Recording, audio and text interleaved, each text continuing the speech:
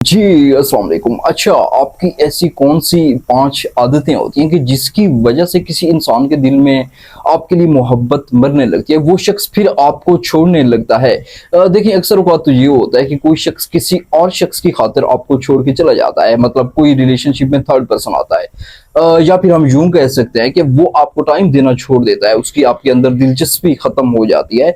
तो फिर इस सिचुएशन में क्या होता है कि आप उससे लड़ाई करते हैं, आप उसे ब्लेम करते हैं, आप खुद उसके लिए एक विलेन बन जाते हैं और सारी जिंदगी यही ब्लेम करते रहते हैं कि उसने आपकी जिंदगी को तबाह किया। देखिए याद रखें कि अगर आप ये 5 हरकतें नहीं करते तो वो शख्स आपको नहीं छोड़ेगा, वो शख्स कहीं भी नहीं जा रहा। तो आप क्या करते हैं कि ऐसी एक सिचुएशन क्रिएट करते हैं, ऐसा इन्वायरमेंट क्रिएट करते हैं कि जिसकी वजह से वो शख्स फिर आपके साथ नहीं रुकता, चाहे वो कितने अरसे से भी आपके साथ हो। तो आपने इन 5 आदतों से बचना है और इसके साथ आपने चैनल को भी सब्सक्राइब करना है। देखिए जो सबसे पहली चीज आ जाती है कि आप क्या करते हैं कि किसी भी छोटी सी बात को एक बहस में कन्वर्ट कर देते हैं। सपोज करें कि वो शख्स जो है ना, आपको एक स्पेसिफिक टाइम पे उसने आपको टाइम नहीं दिया, तो अब क्या करते हैं कि वो शख्स जैसे ही आया तो आप क्या करते हैं कि मजीद 2 घंटे इसी बहस में लगा देते हैं, उससे लड़ते हैं, उसे ब्लेम करते हैं। याद रखें कि आजकल के दौर में कोई भी शख्स अगर आपसे बात करने के लिए आता है तो वो जस्ट सुकून के लिए आता है, और यहाँ पे आप क्या करते हैं कि आप उसे ही मार रहे हैं, उसे ही ब्लेम कर रहे हैं, उससे ही लड़ाई कर रहे हैं। तो वो शख्स फिर आपके साथ नहीं रुकना चाहेगा। और ये बहस किस किस्म की होती है कि आप जो है ना मैसेजेस कर रहे होते हैं, बड़े बड़े मैसेजेस होते हैं, पैराग्राफ की शक्ल में होते हैं, और आप बाकायदा तौर पर बहस जीतने की कोशिश कर रहे होते हैं। तो एक चीज लाजमी तौर पर आपने भी समझनी है कि अगर आप ऐसा इन्वायरमेंट क्रिएट करेंगे तो वो इंसान यहां से इरिटेट होगा, उसे सुकून नहीं मिलेगा और वो नेक्स्ट टाइम भी आपसे फिर दूर ही भागेगा। अच्छा, इसके साथ जो सेकंड नंबर पे चीज आ जाती है कि आप हर एक चीज को पर्सनल ले रहे होते हैं। सपोज करें कि वो शख्स आपको टाइम नहीं दे पा रहा, जाहिर है कि हर किसी की जिंदगी में मसरूफियात होती हैं, वो घर में भी बिजी हो, वो काम पे बिजी हो, वो कहीं बाहर हो। तो आप क्या करते हैं कि उसको ये बता दें कि तुम चेंज हो गए हो, तुम बदल रहे हो, मतलब इस किस्म का अपने ऊपर पर्सनल लेते हैं। तो याद रखें कि जब आप उस इंसान को ब्लेम करते हैं कि वो इंसान आपको टाइम नहीं दे रहा, वो आपके अंदर दिलचस्पी खत्म कर चुका है, तो वो शख्स फिर आपको ये सब कुछ करके दिखाता है। तो लाजमी तौर पर इसको समझे कि आपने उसे स्पेस देनी है, आपने उसे कोई लड़ाई नहीं करनी, कोई चीजों को पर्सनल नहीं लेना कि वो शख्स जो है ना आपकी वजह से आपसे दूर है।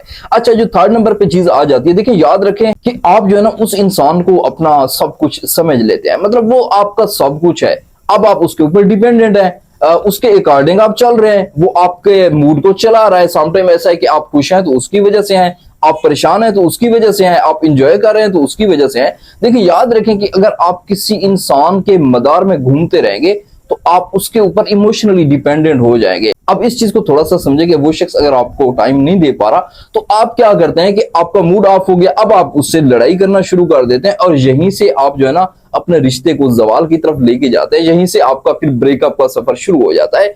तो इस चीज को लाजमी देखें कि किसी इंसान से मोहब्बत एक हद तक करें, लेकिन अपने आप को डिपेंडेंट ना करें कि आप नाइट में सोते हैं तो आखिरी ख्याल फिर उसी शख्स का आपके दिमाग में गूंजता रहता है, और सुबह उठते ही आप सबसे पहले यही सोचते हैं कि आपने उससे बात करनी है और आज का दिन उसके साथ गुजारना है, उसके ऊपर डिपेंडेंट होना है। तो आप जितना किसी से फ्री रहेंगे, इमोशनल डिपेंडेंसी की मैं बात कर रहा हूं, तो वो इंसान फिर आपके पास आएगा। लेकिन अगर आप किसी के साथ इतना डिपेंडेंट हो गए, जाहिर है हर किसी की जिंदगी है, सम टाइम के वो आपको इन केस के टाइम नहीं दे पा रहा, तो फिर आप जो है ना इतनी हद तक मूड डिस्टर्ब हो जाते हैं कि आप उससे लड़ाई करते हैं, आप हर वो काम करते हैं कि वो इंसान जो है आपको टाइम दे, और इसी वजह से फिर आपका रिश्ता टूटने लगता है।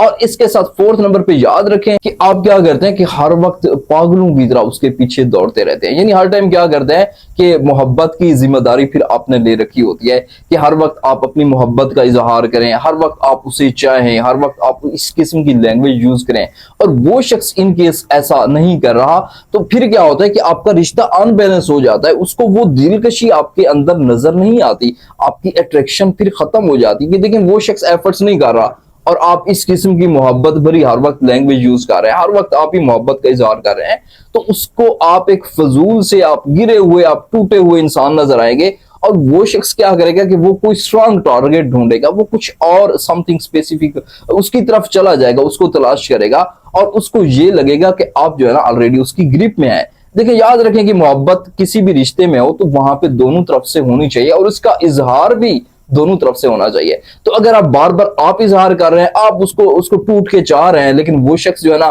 खामोश है, वो इस चीज को एंजॉय कर रहा है, तो लाजमी तौर पर आप उसकी ग्रिप में है। फिर वो जिस तरीके से वो किसी और शख्स के पास भी चला जाए तो उसको पता है कि ये मेरी ग्रिप में है, ये कहीं नहीं जा रहा। तो इस चीज को लाजमी देखना है कि आपने मोहब्बत का इजहार उतना करना है कि जितना वो शख्स भी फिर कर रहा हो।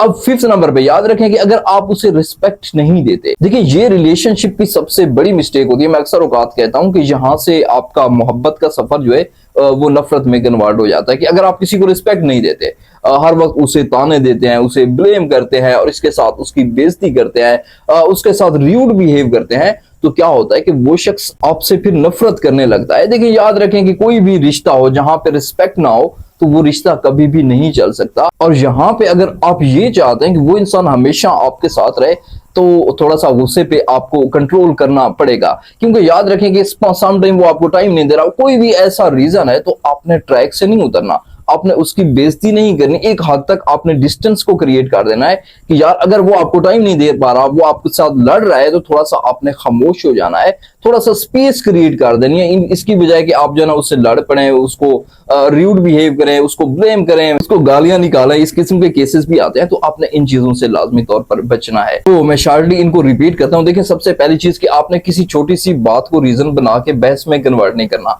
और सेकंड नंबर पे क्या करना है कि आपने हर बात को पर्सनल नहीं लेना, अपने आप ऊपर नहीं लेना कि वो शख्स बदल गया है, टाइम नहीं दे पा रहा। तो और थर्ड नंबर पे याद रखें कि आपने उस इंसान को अपना सब कुछ नहीं समझ लेना, बल्कि आपने अपनी जिंदगी का सर्कल भी वसी करना है। और फोर्थ नंबर पे आपने क्या करना है कि हर वक्त उसको अपनी मोहब्बत का इजहार शो ना करें, हर वक्त उसके पीछे पागलों की तरह कभी भी ना दौड़ें।